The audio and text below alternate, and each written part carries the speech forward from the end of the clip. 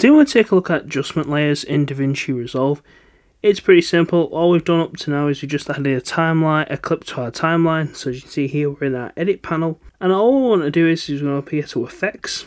Once we're in effects, you want to come into this left hand side toolbox panel and just click adjustment clip. I'm going to drag that down onto our timeline. You can always drag these around and make it to length of the clip.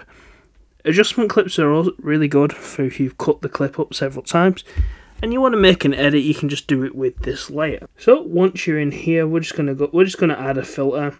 We're just going to add a Gaussian blur just to blur this. So we're just going to drag this down onto the adjustment clip. And once we're in here, you can see there's already been a version of blur applied by default. Next, if you click effects over here in the top right hand corner in this panel, probably on video, you click effects and you can just adjust this to your liking.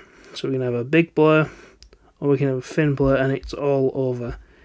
If we drag this back up, you can see that it's all throughout the clip. So that's how you add an adjustment layer in DaVinci Resolve.